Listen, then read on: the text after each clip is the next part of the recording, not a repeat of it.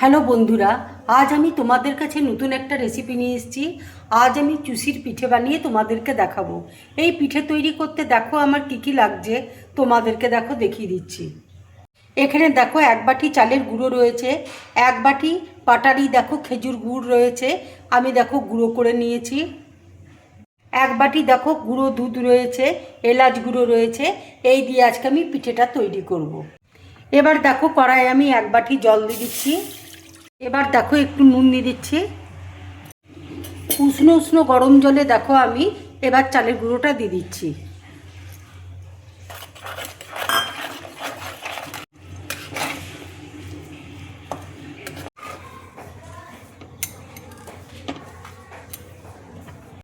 এবার দেখো একটা প্লেটের মধ্যে আমি তুলে রাখবো।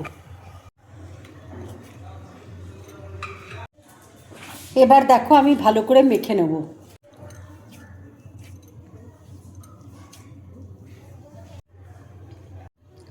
এবার দেখো পিঠেগুলো আমি তৈরি করে নিচ্ছি।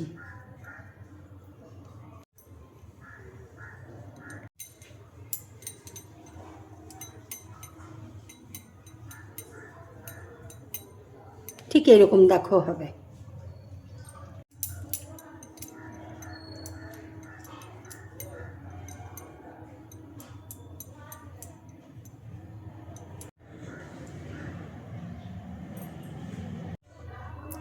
চুষিগুলো দেখো আমার সব কমপ্লিট হয়ে গেছে। কড়াইয়ে দেখো দুধ দিয়েছি, দুধ আমি ঘন করে দেখো জাল দিয়ে নিয়েছি। এবার আমি গুঁড়ো দুধ মিশিয়ে নেব।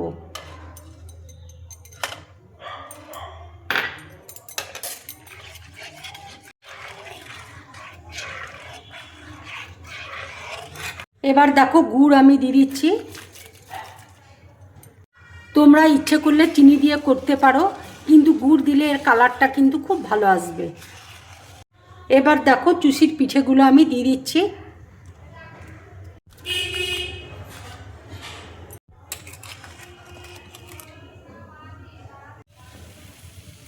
এই পিঠেটা হতে দেখো 10 থেকে 15 মিনিটের মতন সময় লাগবে হতে।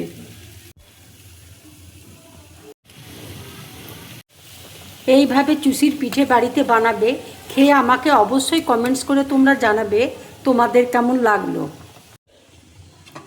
পিঠেটা দেখো হয়ে গেছে, দুধের মধ্যে দেখো ভেসে উঠেছে পিঠেগুলো। পিঠেটা দেখো হয়ে গেছে। এবার আমি গ্যাসটা অফ করে দেবো। এবার দেখো এলাচ গুঁড়ো আমি দিয়ে দিচ্ছি।